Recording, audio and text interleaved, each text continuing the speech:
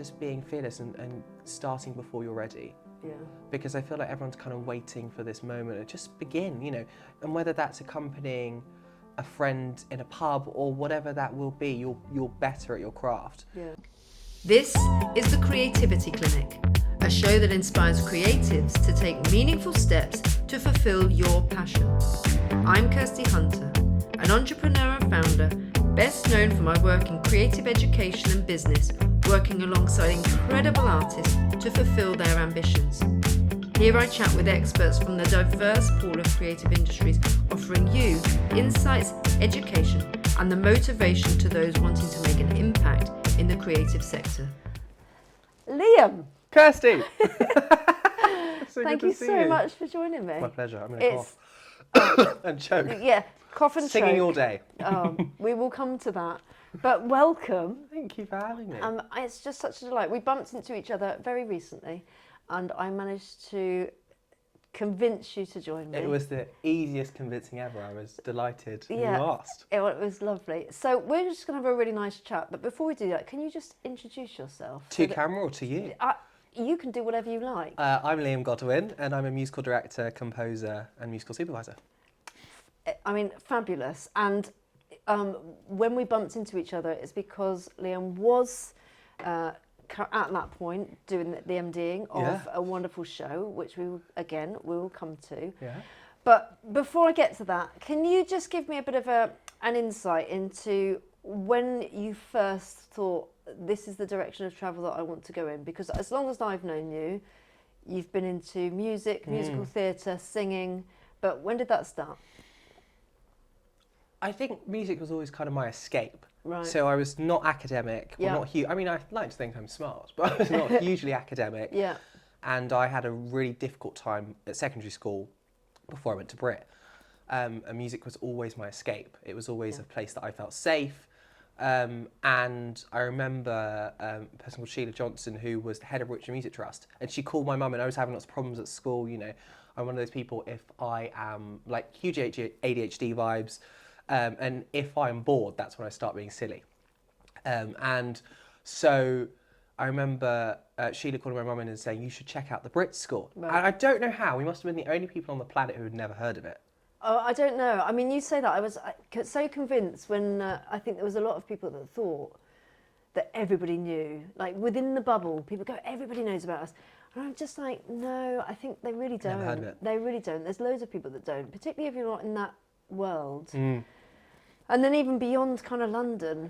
Yeah, so you were introduced to this, but were you not playing musical instruments? I was a singer really at that time. Yeah. I wasn't, I mean, I didn't really even play piano. Well, not very well. I could play like some chords, and but I wasn't a piano player by any means. And then I remember going to the open day. Weirdly, I remember open day like it was yesterday because Larry Lamb was sat in front of me. Larry Lamb. Is he from he was like EastEnders? EastEnders, Gavin and Stacey. Yeah. But I just remember it because it was in the Obi Theatre. And they were doing the music talk, and I didn't know whether I was musical theatre or music. I just remember, and I love EastEnders, I watch it religiously, even to this day, every night. And Larry Lamb was sat there, I was like, Archie Mitchell is here, like it was the strangest thing.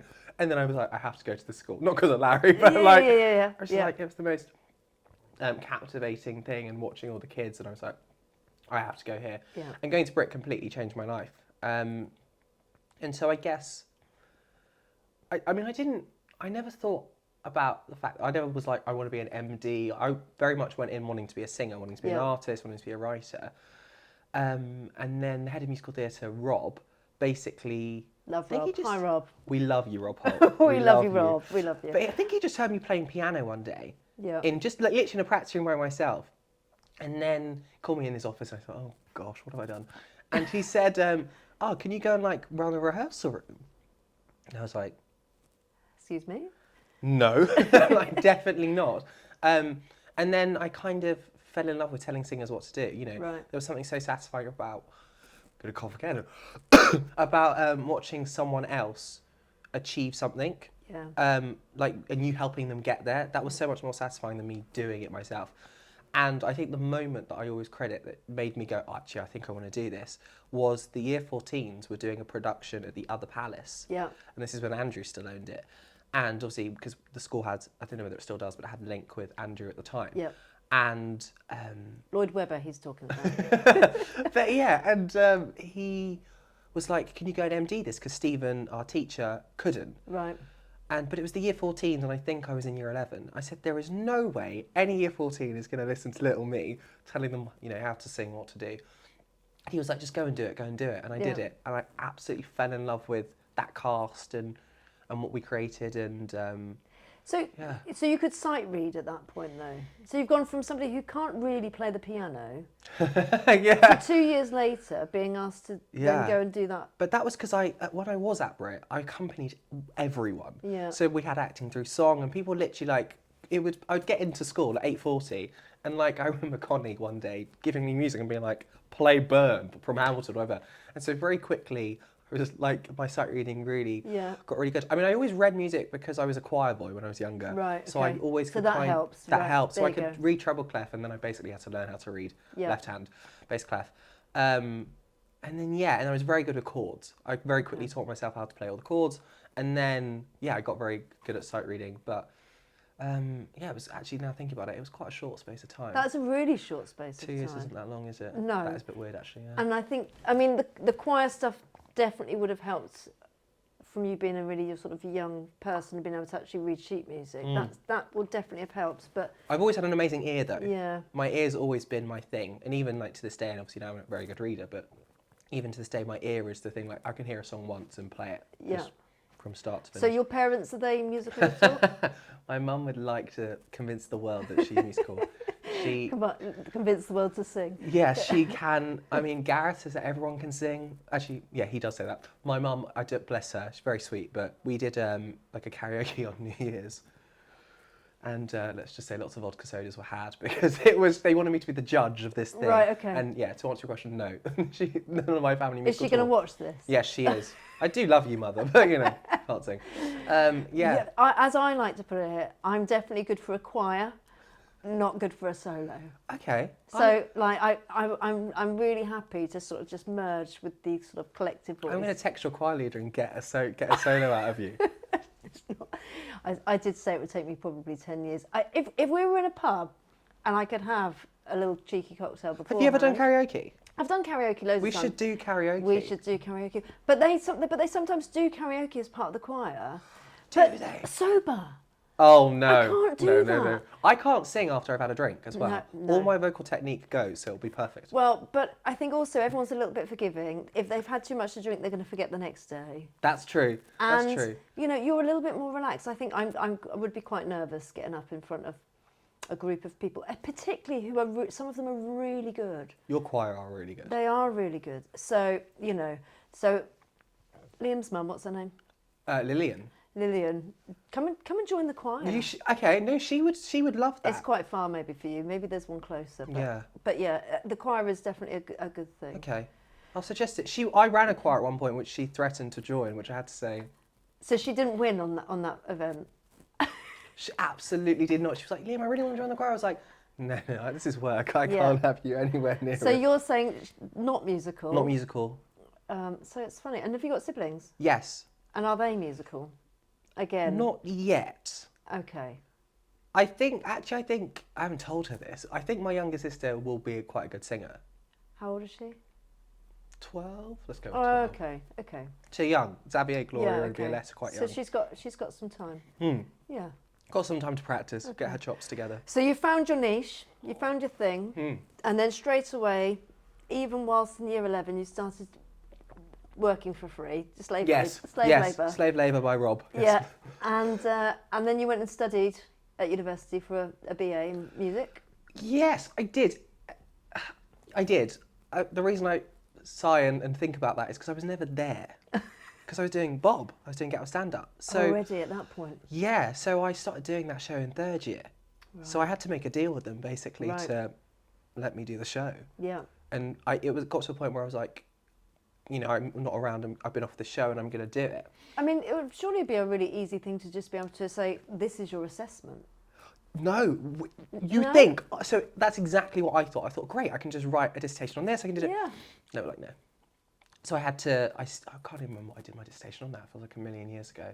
I think. Oh, I do know what I did. I did practitioners and in like musical directors and stuff and diversity in the industry. Right. That would have been really interesting. It was cool actually. It was because I don't like writing and stuff like that. So, but I actually really enjoyed the research element of that. But it got to a point where they were like, "It's fine, just come in for assessments." So my teachers would laugh. Like occasionally, I'd just turn up to a lesson. They'd be like, "Look who's arrived!" Get the red card. Yeah, they would mock me. It was beautiful. It was so much fun. Yeah. But yeah, that was in third year. So I was there for the first 2 years, but also I was the lockdown year as well. Of course. So I think my second year was in lockdown. Yeah. On Zoom, which you can't doing a singing degree like that. Is weird. No, I mean, well, we kind of made lots of adjustments during lockdown, and they did manage to do some amazing stuff. But it's not the same as bringing people together to do in person training. And I guess in some respects, being at university in those first 2 years was probably better than actually working because there wasn't much going on anyway. So you've come through. And it gave you a focus every day. You'd wake up and go, okay, I'm gonna get on a class and on Zoom. So I actually didn't feel as lonely because I felt like I was talking to people all the time. Yeah. But it was strange. So how did that come about, working on the Bob Marley show? I started doing a workshop for a new musical with Phyllida Lloyd, who absolutely adore Phyllida. She did direct Mamma Mia, she did the film and she did the shows. Right. Tina's hers, Grenfell, like she's done so many things. And Nick Skilbeck, who is like probably our most successful musical supervisor that we have in the country. And, Tina, Charlie the Chocolate Factory, Hairspray, just did Dolly with Imelda, everything. And he was looking for someone to mentor. Right. And so, it was Brit recommended me. Right. They were like, I think we got just the person. I think it might have been Ray. Were they the ones that came in? I remember you sitting down having a meeting in the canteen. That would have been That was them. That was them. So that was Phyllida and Nick. Yeah. And it's really funny because I went for coffee with Nick. Because he lives in Barnes, so it's very close to me. And we went for coffee, and I thought he didn't like me at all. So it was and he's now one of my best friends. Speak to him all the time. But at the time, I was like, oh, this guy doesn't like me. And then he was like, oh my God, I really want you to do this. And I was like, yes. And then he just started dropping my name places, basically. Yeah. And I got an email at first, which I don't even think I responded to. I was like, what is? Because I didn't even really know what that world was in terms of the West End and all of that stuff. And then I started getting calls. Right. And I basically tried to fob the show off. So I was like, no, I'm fine. I don't really want to do this. And then Phil Bateman, who was the supervisor, who was an absolute legend, I think he called me and was like, you need to come in for a meeting and you don't say no to Phil Bateman. So I went in, met him, and first thing he asked me is, well, what's your experience of reggae? And by this point, I swear on my life, I'd never even heard the song Get Up, Stand Up. Like, I knew nothing about, Bob Marley. I think I knew Is This Love, because I think I'd played that song on piano before for someone. I suppose I don't really think about it, because you are 24. 23. Yeah. You are 23. And so, but I mean, pretty much everybody you'd think would know Bob Marley songs. But the thing is, I'm one of the, well, I was now, obviously with my job I have to listen to everything, but at the time I only listened to what I really liked, which basically was Celine Dion, Adele, Whitney Houston. It wasn't Stevie Wonder by that point, Whitney, but it was like a really small group of people. Yeah. So, and anything that wasn't that, I didn't listen to. Brilliant. So I had no idea about any Bob Marley music, and I'm very honest. So he was like, what's your experience of it? Like, have you played much of it? And I just was like, no. And he went, oh, okay. And then asked me to tape, and so I taped Exodus and a song in the show, Kinky Reggae, which is no longer it's not in the show. Right. But yeah, I taped those, and then he offered me the job. It was the strangest thing. But I didn't really know what that was I had no idea the journey I was going to go on, and then what obviously that led to, and it was crazy. Yeah, because it did really well. Well, in Olivier. Yeah, did really, which really is phenomenal, and and I mean, there is great music. I don't know, I love it now. Now that you know it. Absolutely love it now. Absolutely iconic music. So it's almost like it was always going to do really well. It's a show that it was a really special show, and it's a good show. It made people feel good. Yeah. It made people feel really good, and people loved it. Like when they were there, the audience is like, I had someone come like 84 times. Wow. And she'd come stage door every time. She's got dollar. One day we tried to add it up and work it out, and it must have been like over £8,000 worth of tickets. That's crazy. Her and her mum, they would come like literally. Can I ask you, I mean, obviously you said yeah. about your dissertation and talking about diversity in the industry. And I think it's like, you know, what's really lovely about the Bob Marley show is it is quite a different show to a lot of the other things that you see on West End Broadway. Did you see different audiences coming to see it? Oh my gosh, that was probably the most inspiring thing about it, was that my dressing room was at the front of the theatre. Yeah. So, and it had a balcony, which actually I have a very funny balcony story, but that's for another day. As in, they thought I was like going to fall off it one day. Oh God. I was like, no, of course. Like, security ran up. 3 of them ran up. Liam, are you okay? I was like, yeah, I just wanted to get some air. Anyway, but it was right at the front. So, and the queue for Get Up would go all the way around the block. Right. Like round McDonald's around the corner.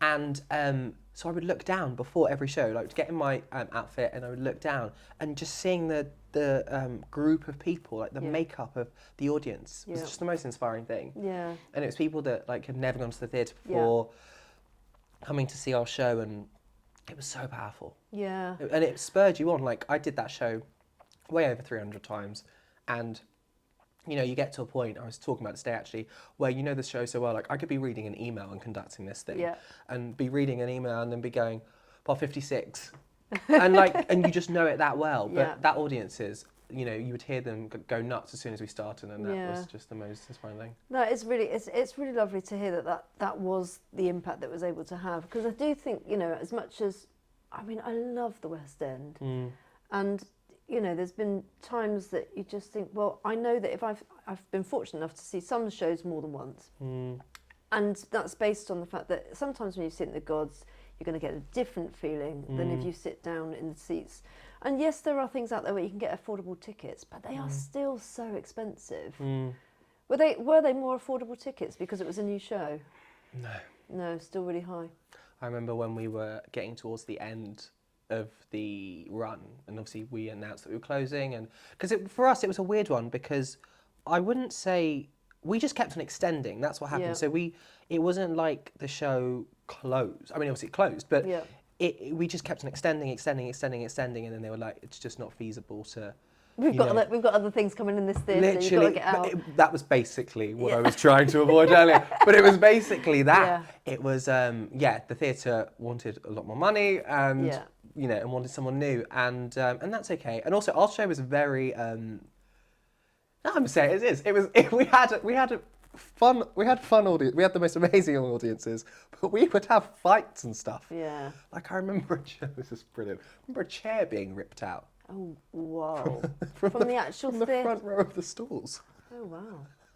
I remember doing warm up, because obviously, you know, I have in-ear monitors in, and Shannon, who I adore, would often be calling the show, and we would talk to each other mid-show, and she went, "Liam, a chair's just been ripped out." And I'm like, and it got to the point where I'd be conducting the show, and you would have and fights became the norm.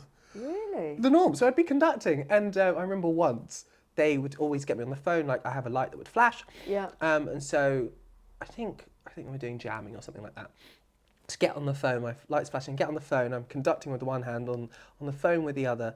And Shanna's like, we need you to stop the show. And I'm like, what's going on? You know, bar 56 go on. It's always bar 56. But I'm like, what's going on? And she's like, there's a fight and it's getting out of hand, we need you to stop.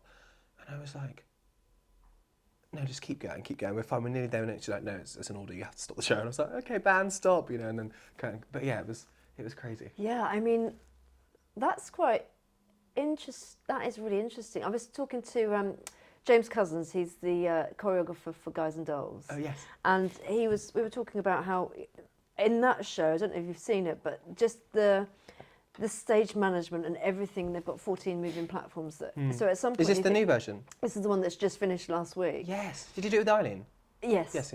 And it, you know, I was like, well, of course, there's going to be moments where things maybe go wrong, and you're almost going to prep for that. You're in your head, so at some point there's going to be a technical fault, which means that you might have to stop the show. So they just put the interval at a different place. Fine. You don't really think on your risk assessment you're going to go, oh, hold on a minute, we're going to have to stop here because there's what it is. I breaking think out.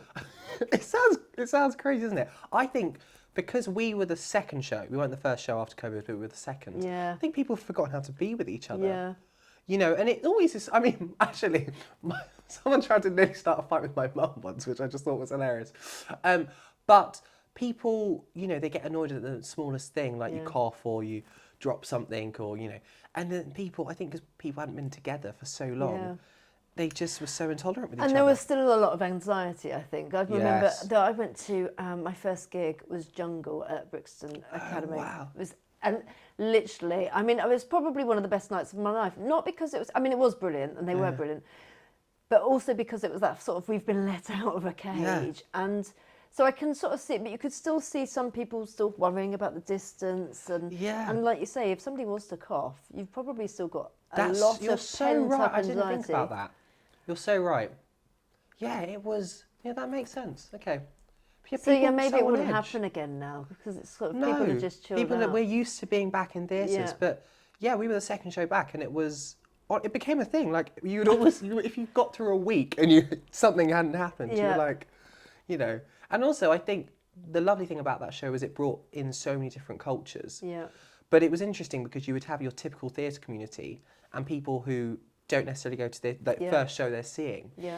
And combining both, I think is a really special thing, and I think it's great. But I think that also.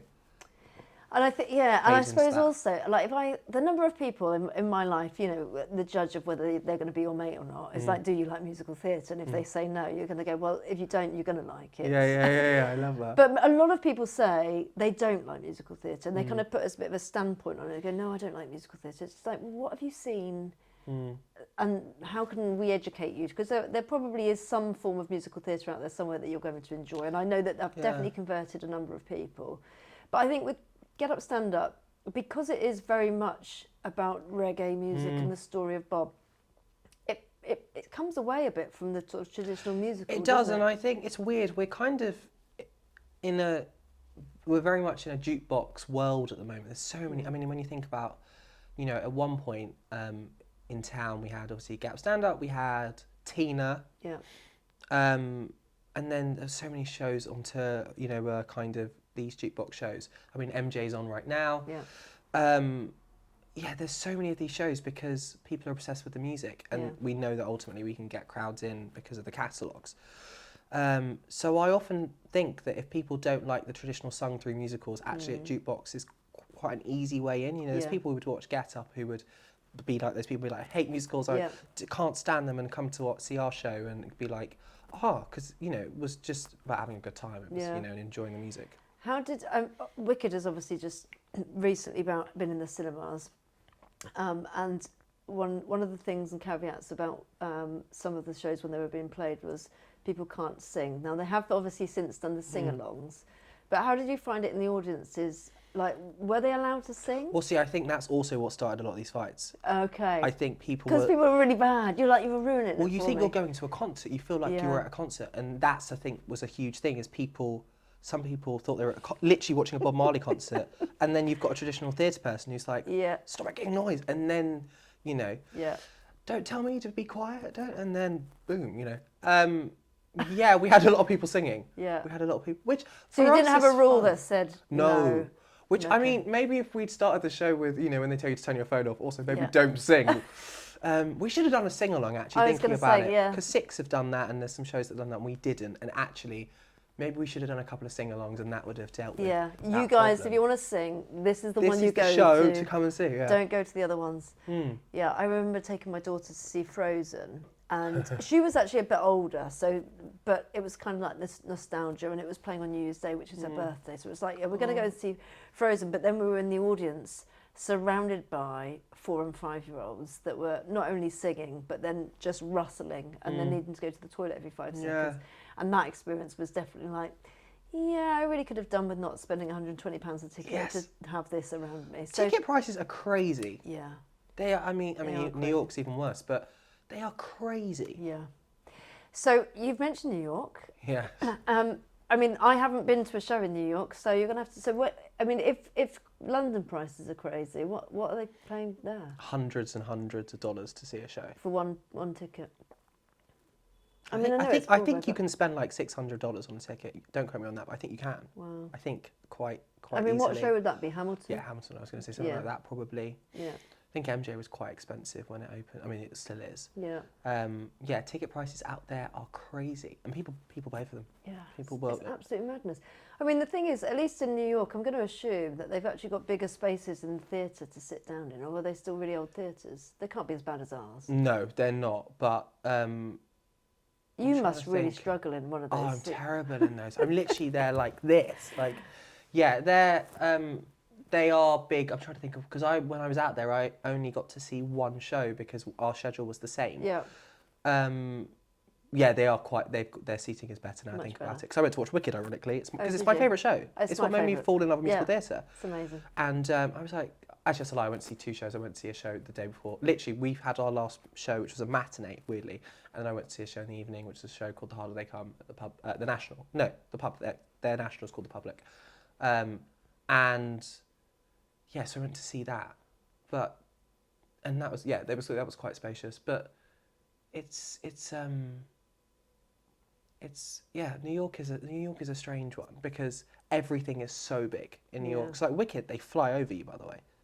The monkeys they do. Oh, the monkeys don't. No, they fly over you.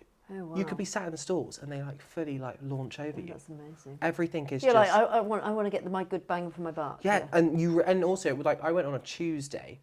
Yeah, that's what I was gonna say, because our schedule was the same, so I begged my producer. I was like, can I go and see a show?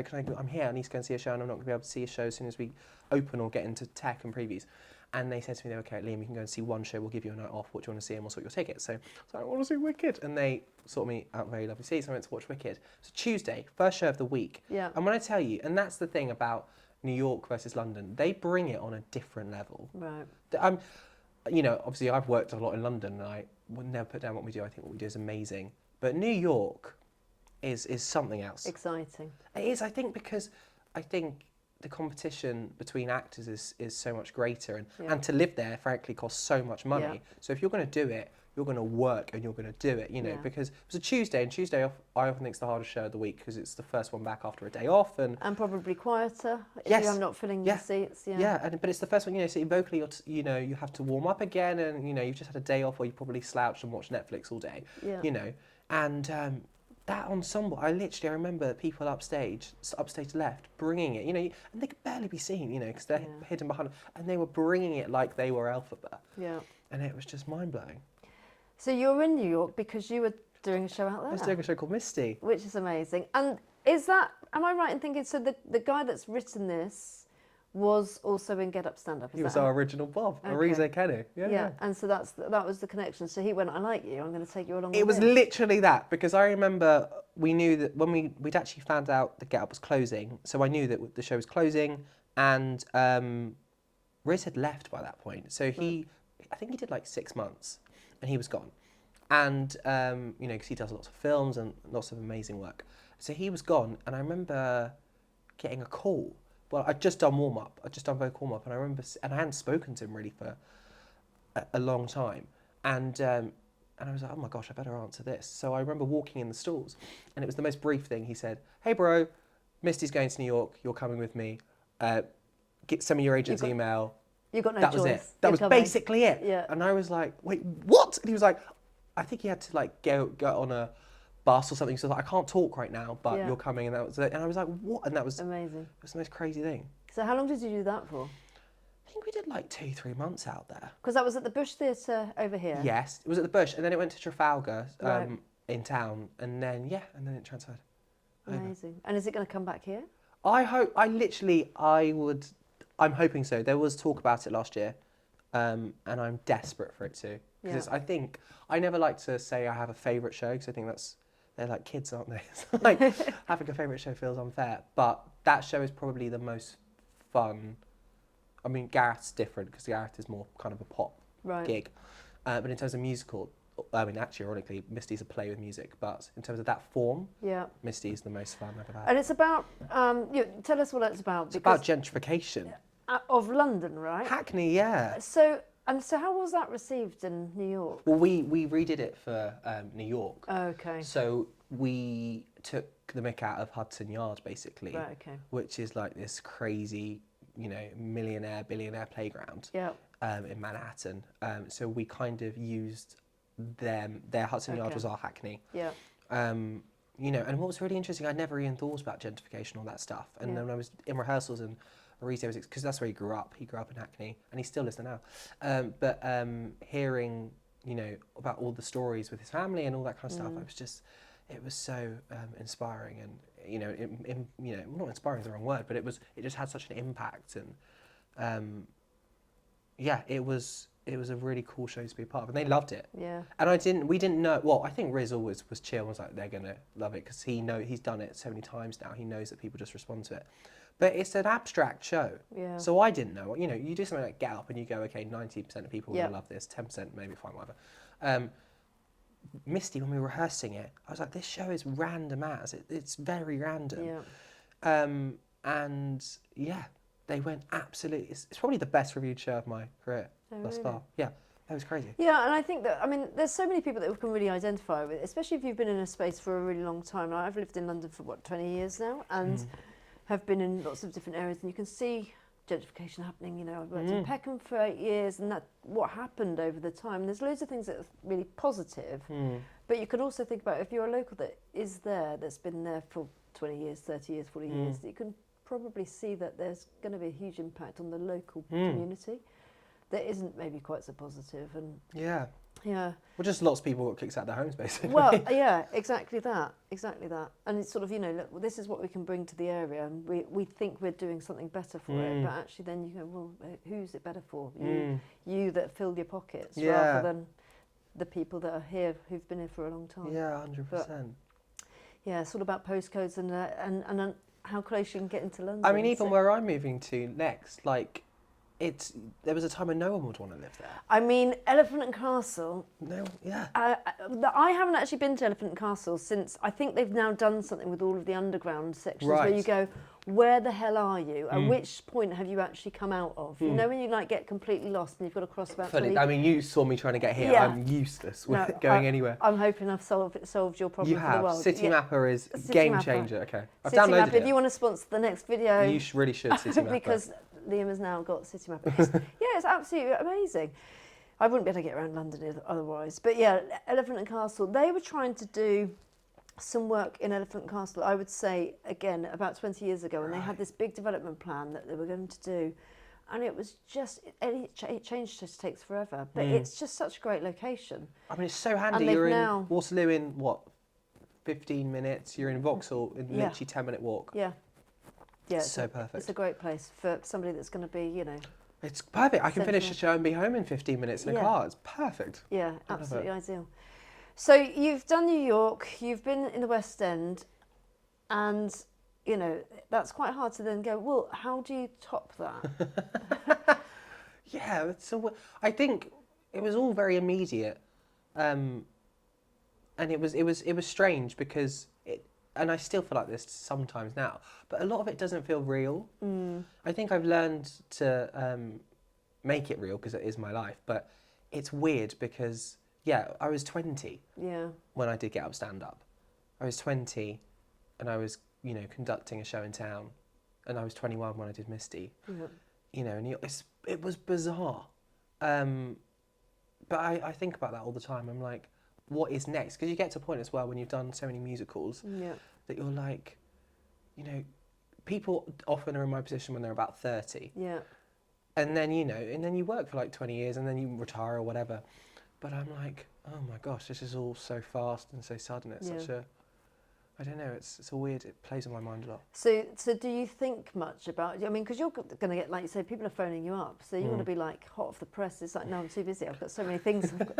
But things are coming to you, which is lovely. So in that respect, you're not really having to think about what the 5-year, 10-year plan is. Yeah, and I don't think you can, because I mean, I'm very lucky that I'm, very blessed to get lots of offers and stuff coming in, and my management are great, and so all of that's lovely. But you just don't know, because you could do a show and then not work for 3 months. You just don't. I try and book myself back to, because I hate having time off. I'm really bad at it. But yeah, it's a very stressful thing being a freelance. Yeah. Because I am basically freelance. It's very stressful. But at the same time, I love the freedom. Yeah. I love, and even like doing the tour I did to just come off. Because I don't work a 9 to 5, I was able to be like, oh yeah, sure. Because he just rang me at like 7:30 and was like, you're doing the whole thing. And I was like, okay. Like, it's just lovely having that freedom, but it's also scary. Yeah. So tell me about, for people that don't know about musical direction or composing or what that job looks like. So you say you're freelance, you can kind of then, what does a Monday to Friday or Monday to Saturday look like for you? Hopefully not waking up before 11. I'm really not a morning person. And Yeah. actually, it's a thing within companies, like shows I work in. Like they actually made our checkout on the Gareth tour later. Brilliant. Because I don't like mornings. But okay, let's say I'm in rehearsals. Yep. So for instance, we're in rehearsals this week. Get there, make sure my team are okay, and then at the moment I'm musically supervising as opposed to musical direction. So musical direction is basically conducting a show and teaching casts the show and then maintaining the show. Blah, blah. Musical supervision is very different.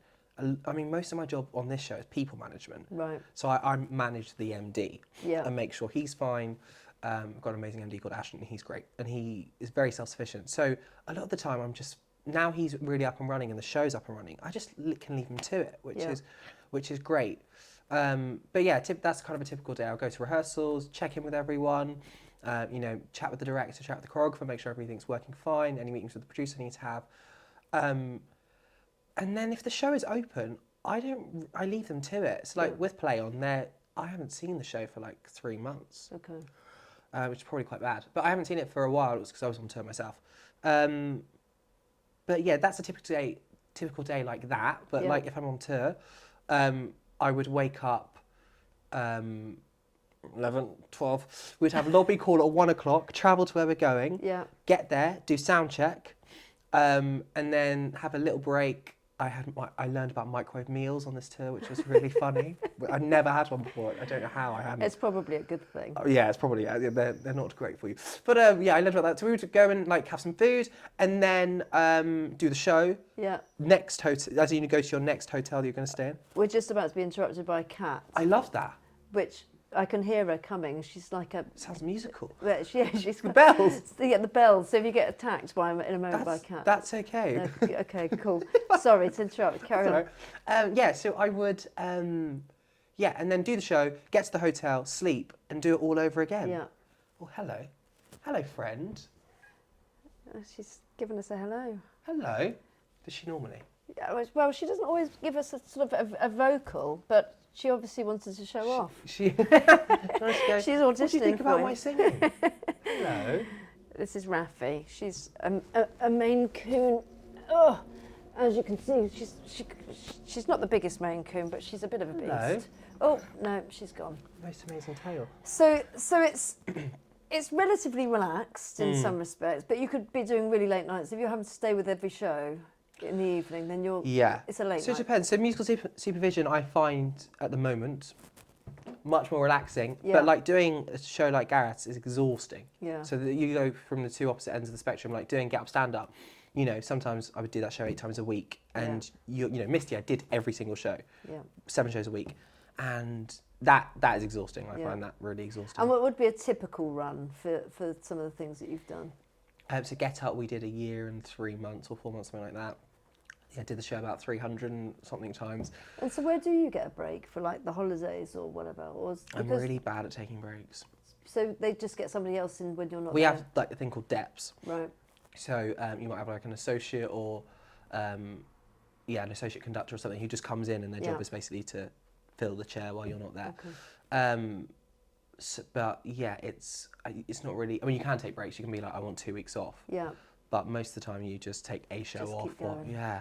And then when you've got no work, when that run's finished, then ideally you have a bit of a break there before you pick up something else. Something else, but it doesn't always work that well. And I haven't stopped for like 3 years. And I was meant to have my break at the end of this year. So I wasn't meant to do Gareth's tour. I was meant to do the last week of it. Yeah. So I was meant to do the London show and a couple of shows before London. He wanted me to do London.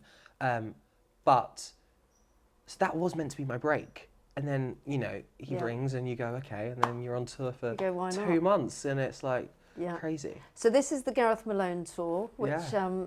Sing along with partnered Gareth. partnered with the wonderful Sing Space choirs. Yes, which we adore. With wonderful Rachel Lyons, who started that up. I adore Rachel. I love her so much. And that's where we bumped into each other at the wonderful Ali Pali, which was your very last show. It was. And it was an emotional one, actually. Because we'd gone on a real journey as a band. Yeah. And we loved it. We really, you know, I think people pretend they like each other and don't. We generally really, really like working together. I don't know what you mean, I'm creative industry. But you know, exactly. But you know where you actually, you know, I mean, I think I've actually been really lucky just to work with the most amazing people. Yeah. Like, and I think that's what gets you through when, you know, Get Up Stand Up wasn't easy. You know, there's times it was really difficult. Every show has something going on. Yeah. I don't think, but Misty's the easiest show of my entire life. Yeah. I couldn't complain about anything. We were so well looked after. It was beautiful. But, you know, the other shows I've done, there's always something that, you know, presents a challenge. And, but Gareth's show, it was so much fun. We all loved being, and he's the best boss. Yeah. You know, he's just so funny, he's so generous, he really cares about people. And I guess what's quite different about that, because it's touring, but not in the sense like you're quickly touring. You're you're doing one night at each place. So rather than doing a couple of shows for maybe a week, it's literally I would wake up and then I'm being told I'm going to Wales. Right. And then I'd get to Wales, and then I'm like, yeah, tomorrow you're da-da-da. It's just nuts. Yeah. It's a nut schedule. And what's the accommodation and the food like? Very nice. Is it? So I was talking to No travel Elle lodges. from when we were talking about the film industry, and she said the food's always great, the accommodation, and same in acting. So it's interesting that you've been well looked after. Well, I stayed in the same hotels as Gareth. Okay, nice. So you're like, yeah, I'm making the most of this. Yeah, we had the best hotels. But it was quite funny because our tour manager is obsessed with castles. I don't know why, JT is obsessed. So often we'd be staying in these like crazy old castles. And you get in. I mean, they're beautiful, but sometimes they're a bit freaky because they're like it felt like you're staying like Harry Potter land or something with some of them. Yeah. But yeah, we were very, very well looked after. Nice. Can I be cheeky and ask you, can ask me because I whatever would you like. I think it's something that I just wouldn't have a clue about. Go on. It's this sort of, so you're freelance, you're in the world of you know, lots of different things that you're doing. How well does it pay? It pays well. But what I would say is musical supervision's a funny one because you have to musical supervision, you get a thing called royalties. Yeah. So once a show is open, you get paid like they pay you basically per week or per month or however you want to schedule that. So that's good. So you're getting paid basically to do nothing, like the shows, even not show watching. Is that because you've helped to compose and create it? so that's an your arranger. so that's like your music royalty. So that makes sense. So that's really helpful. But the physical MDing is well paid. Supervision, as before you get royalties, you'll get like a fee, which is fine, but it will serve you for that chunk of time. Yeah. Whereas MDing, you know, I mean, like I think the highest paid MD chair is like 120k. You know, imagine what show that is. But yeah, so that pays well. Yeah. Yeah. Whereas supervision, you have to kind of, especially because I love working on new shows, and you know, really that's kind of been my thing. You kind of have to be doing like 2 or 3 to be making the same kind of money. But then you can, because like when your show is open, you then do something else. And I suppose their budgets must be smaller if it's a new show, right? Because they've got to test the market and see whether it's going to go anywhere Absolutely. first. So it's a bit tighter. Yeah. So you're taking a punt almost, one, with your own reputation as well, because you don't know how it's going to go. Yeah. But also then in your pocket, you're like, well... Well, you do, I think, and actually what I've learned throughout time is that, because as I said, you could have a period of time when you're off for 3 months. Yeah. You just have to be really smart with your money. Yeah. And I wasn't when I first, because you know, you're suddenly 20 and you like have a huge amount of money in your account and you're like, I can just do whatever I want, and you start spending money like an idiot. But I think actually the model I try and adopt now is just making sure that, okay, even if I'm like saving 30% of my income or whatever, that means that, okay, if I don't work for 6 months, I'm fine. Yeah. And then I feel like I have some sort of security that, okay, I'm not going to be homeless. Yeah. But yeah, it's good. It's good. I think, especially if you get like a big big show, you know, there's creatives I know that have earned money like 400k a year from royalties. Nice. Because their show is in however many territories. Yeah. You know. And I suppose that's the dream, right? Like you say, you get into all the different territories, and then you're like, well, I'm just going to sit back at home and work on a new project and be as creative as I can. There is definitely money to be made, and if you get lucky and you have that hit, you're laughing. Yeah. But it's you never. And also the thing about creating shows is you just don't know what's gonna take off and what people are gonna become obsessed with. You know. Yeah. You know, shows like Get Up, you go, okay, people will like this, but you don't. Again, longevity and all that kind of stuff, you just have no idea. Yeah. And theatre is so expensive to make. It's so it's millions to create a show. It's millions. Absolutely, yeah. You know, and rent from the theatres is so expensive. You know, you just have no idea. Yeah, I think it's. I suppose when you think about that, and sort of in contrast almost to performers maybe on stage, actually, and it's a very different craft.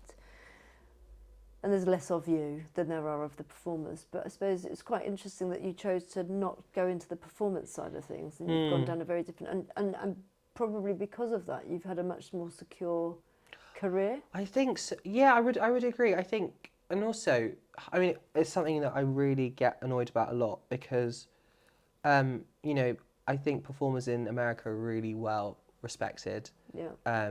You know, and paid, you know, for their skill level. Yeah. And I think over here, and you know, I get it, you know, in terms of the climate and everything that's going on, it's tricky.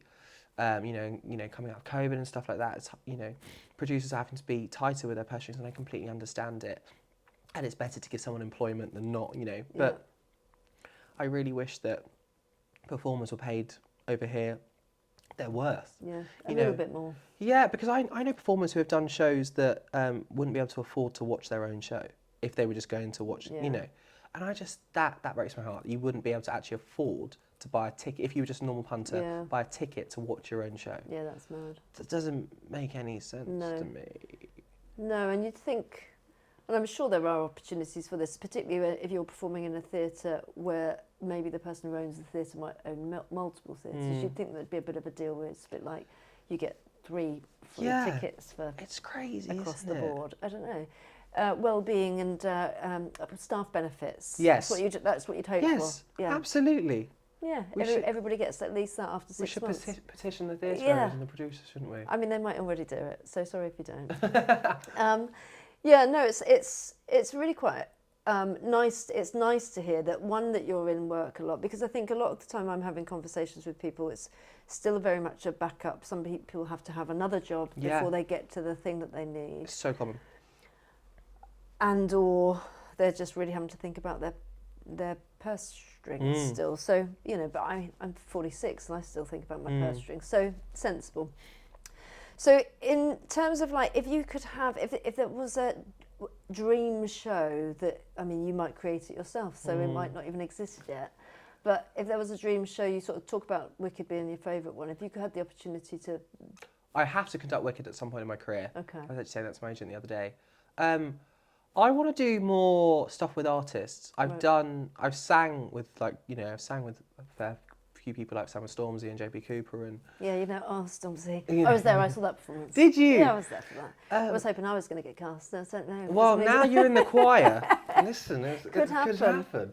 But yeah, so I've done a bunch of that stuff, which was fun and I love it. Yeah. And last year I got to play for Mel C.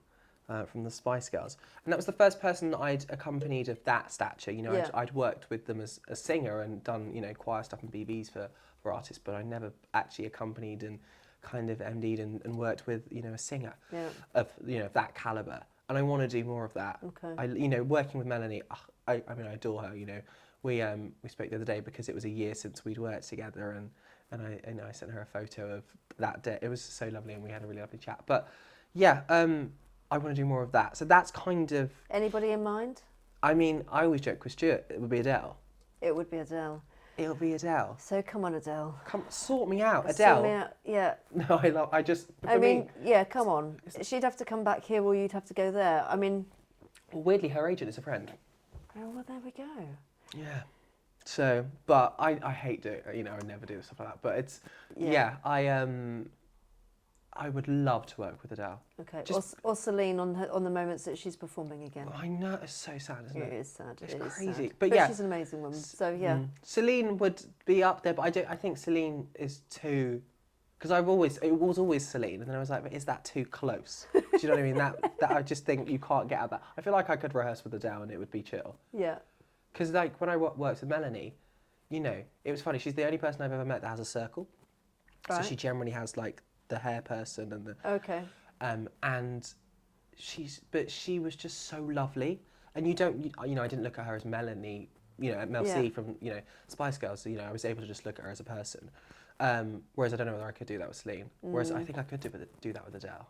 Yeah, you think you could just like go down the pub and have a nice glass Yeah, of I wine think with so. her. Yeah. I think She went to Brit, so you've Yeah, got that we're always commonality. Brit. Yeah. We're always Brits. It's actually Stuart. Let me get on the phone to Stuart and Yeah, get come that on. sorted.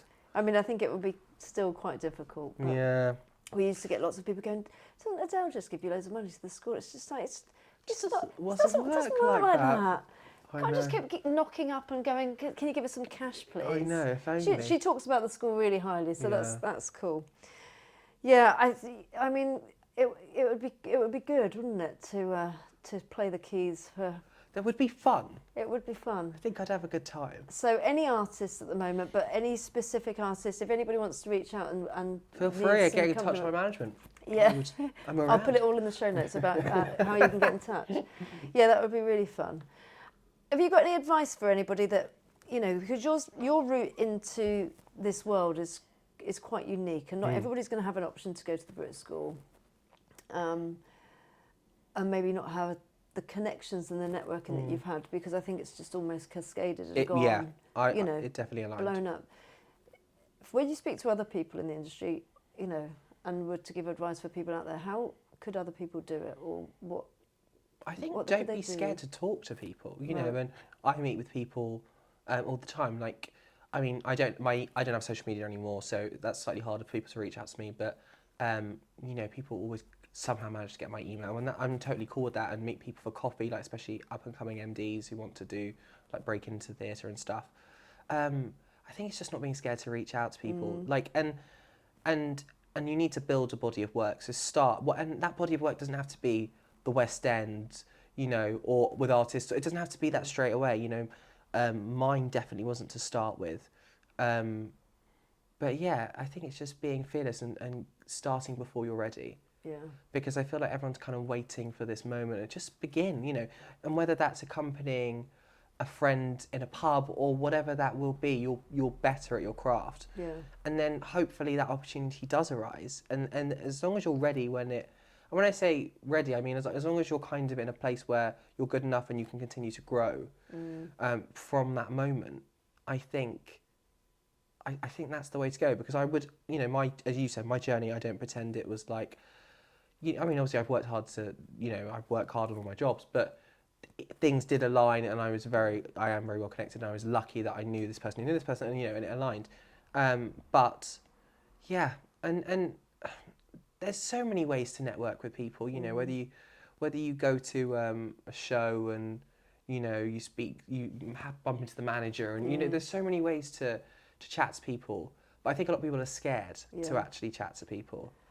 I think they really are. I went to the big festival in the summer down in Oxfordshire. Cat Burns was playing actually. Oh, wow. And I was there with some old university mates. It was really lovely, and we were just there chatting. And then I start chatting to literally everybody around me, and they're like, "What? Like, we didn't realise quite how much you talk to everyone." It's just like, because there's so many people here that you just go, you don't know who you're talking to. You don't know who they know and who. But also, it's just really nice to talk to people. Yeah. But I think that does take quite a lot of practice. It does. And I think for a lot of people, if you aren't very extroverted, it's almost like you have to force yourself to do it, don't you? In that first instance, just force yourself to get out there and ask some questions. And sometimes it's going to look really stupid asking questions that you think might sound stupid to you, but for other people, they might just think any question's fine. Yeah, but I think you nailed it when you said, I think actually for me, because I was doing like a masterclass, like meet and greet thing a little while ago, and they were asking me this similar question, and I said, I think the key to my success is my ability to make genuine connections with people. Yeah. And I genuinely don't meet someone or whatever to try and get something from them. Yeah. I just love meeting people. Yeah. And I think people then see the sincerity of that. Yeah. You know, like me meeting my mentor Nick. You know, for me, I was like, I'm going to, you know, meet someone for coffee who's really cool, and I'm probably going to come out of this and learn something that I don't know about musical theatre or whatever, or make a friend, or, you know, and that, you know, translate. And similar with Gareth, I think Gareth used to call me the Brit School kid, so he knew of me when I was at Brit. I don't know how, but he did, and we just went. He actually took me for brunch at Soho House at the beginning of the year, but he was just like, let's get to know each other a bit, and that was it. And then we built a friendship, and then, you know, the tour comes up, and he's like, Liam, you know, and obviously, you know, I was lucky that he knew who I was and stuff like that. So that is a unique thing. But I think you've just got to make connections with people. Yeah, and I think particularly for younger people. I mean, my daughter's just turned 14, but I've tried to instill in her from a very, very young age that your teachers are just human beings. So, you know, when they say good morning, or you go in and it's after a holiday, you want to say, did you have a nice holiday? How are you? Did you have a nice weekend? Because the interaction between younger people and older people often can be quite different. You know, I'm sitting here talking to you, it's two people having a conversation. It's not a 23-year-old and a 46-year-old, you know, and there's a huge difference. It's just a really nice conversation. But I think for a lot of people, they kind of stick with their generations and are maybe too afraid to go outside of that. My friends have always been older. Yeah. They've always been older. And I think there's something beautiful about someone who's lived a bit, because you just learn so much from them, you know. I would agree. But vice versa as well. I think it's really nice, you know, for me to continue to talk to people that are younger, to go, this is really exciting, and they've got a huge amount of energy and inspiration about where they're going and what they're doing.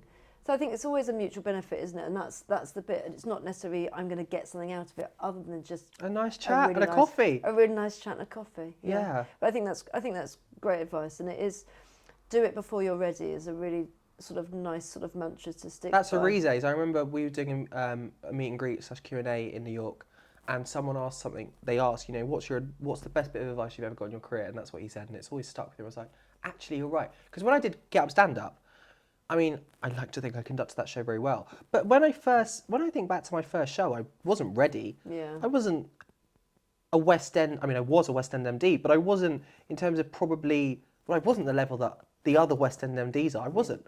But I started before, and I just worked really hard. I remember my producer, Suzette Newman, lead producer, and she said, we became friends, but she said, you were either going to sink or swim, and thankfully you swam.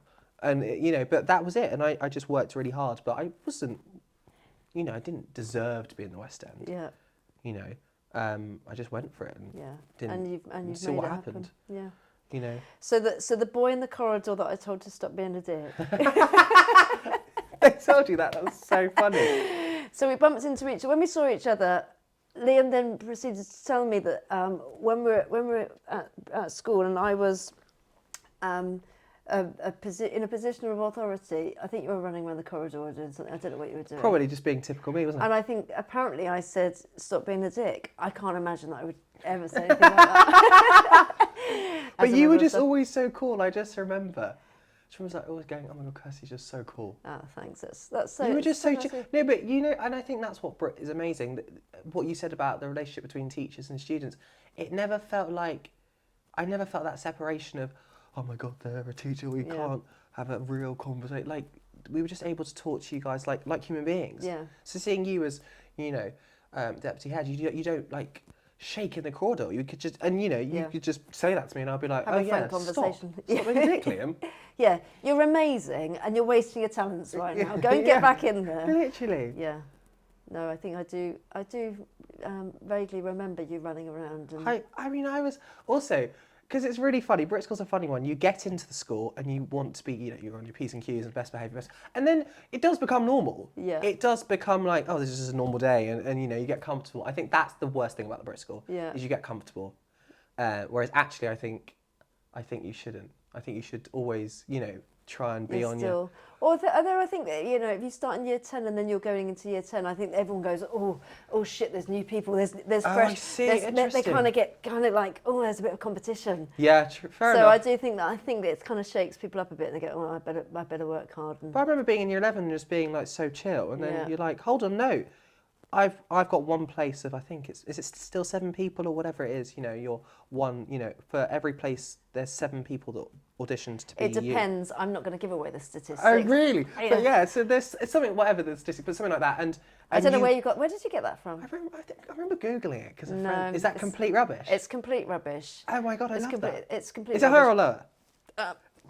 Okay. Most likely, but that doesn't mean that people shouldn't apply. That's so fun. But yeah, so I that's my regret with Brit, is that I wish in those times I remembered that. Yeah. Because you go, it's different, you know, it's like being at Miles, you're like being at school, but actually we are very lucky to go to that place, and so we should never take any moment of it for granted. Yeah, it's definitely a privilege, which, you know, not everyone gets to have the opportunity to do.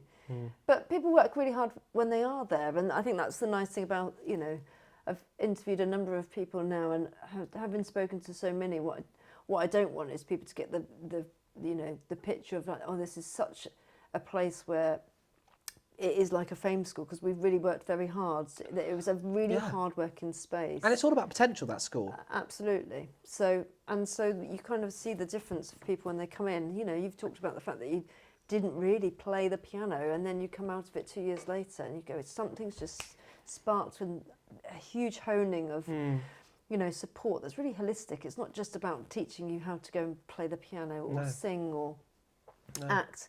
It's actually everything else that comes with it as well, and then being inspired by all the other people there. So I mean, it's crazy because you just walk down the corridor and you're just inspired, whether it's an artist, whether it's I mean, it's just, it's the most inspirational place, isn't it? It's a good place. I'm conscious that I don't know, have got no idea of the time. We've probably been going for ages. So before, if people want to get in touch with you, they can email you. Go on your website. Yes, I think there's. I haven't gone on my website so long. I think there's a contact me page, which I think it has all my like agents' emails on there, and they will forward stuff to me. Okay, fine. So. We're going to put all of that in the show notes. Before I let you go, I always ask everybody. Yeah. If you could make a recommendation, there's obviously your own work that you feel free to promote. But if there was something that you can recommend for people to either go and see, watch, do, that is just a bit out of the realms of their normal world, a bit of creative license. Okay, I would get on. I was going to say Spotify. I don't use Spotify. Get on Apple Music, and if you haven't, listen to Olivia Dean, "Be My Own Boyfriend." I mean, it will change your life. Olivia Dean is somebody that's in our remit. I was very privileged to see her at Abbey Road Studios, and she is doing phenomenally well. So I second Olivia Dean. But I didn't know who she was. I didn't know her music. You know, we did an event that we were both at, and I was introduced to her, and I thought she was like a student from last year or something. It was that bad, like you know.